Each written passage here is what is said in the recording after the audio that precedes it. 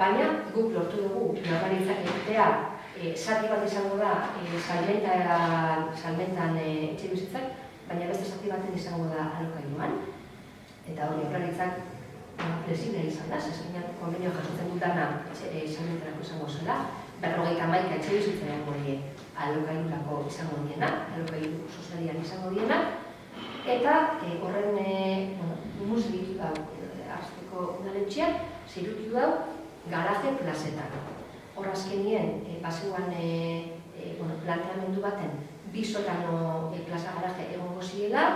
eta kontua da momentu honetan aldoko etxe bizitzetan oraindik badauzkagula, 126 plaza garaje